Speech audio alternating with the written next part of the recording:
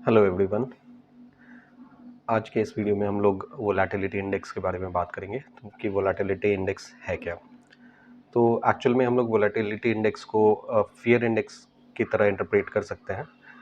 Generally Nifty के साथ में वोलेटिलिटी इंडेक्स का नेगेटिव कॉरिलेशन देखने को मिलता है, यानी कि अगर वोलेटिलिटी इंडेक्स जिसको हम लोग इंडिया विक्स के नाम से जानते हैं, इसका वैल्यू अगर ज़्यादा होता है या बढ़ रहा होता है तो निफ्टी जो होता है जनरली गिरते हुए आपको नजर आएगा, निफ्टी में फॉल ऑब्जर्व किया जाएगा। तो वोलेटिलिटी इंडेक्स का कॉरिलेशन नेगेटिव चल रहा है।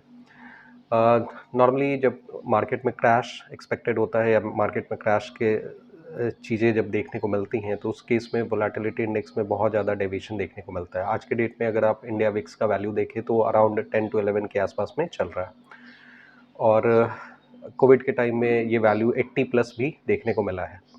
जितने भी क्रैश के समय रहे हैं, चाहे 2008 2009 की अगर हम बात करें तो उस समय भी वोलेटिलिटी इंडेक्स का वैल्यू 50 प्लस देखने को मिला है। जनरल एवरेज वैल्यू 15 से 20 के आसपास में बेहतर माना जाता है, क्योंकि बेहतर इस सेंस में कि उस समय मार्केट में जो मूवमेंट होता है वो बहुत ही पैनिक वाला मूवमेंट नहीं देखने को मिलता है, एक नॉर्मल मूवमेंट आपको देखने को मिल सकता है। अभी वोलेटिलिटी इंडेक्स का वैल्यू 10 से 11 के बीच में है, जो कि बहुत ही कम वैल्यू के साइड में है, बहुत ही मिनिमम साइड में है। तो यहाँ से कोई भी स्पाइक होगा तो वैसे केस में मार्केट का मूवमेंट वायलेंट देखने को मिल सकता है। ऐसे सिचुएशन में ऑप्शंस के जो सेलर होते हैं उनको प्रॉब्लम पहुंच सकता है, क्योंकि अगर विक्स का वैल्यू डाउन होता है तो ऑब्वियस बात है कि ऑप्शंस के प्रीमियम भी लोअर देखने को मिलते हैं। ऑप्शन के जो सेलर्स होते हैं वो लो विक्स एनवायरनमेंट में जनरली बेहतर पैसे बना पाते हैं, इसके चांसेस कम होते हैं।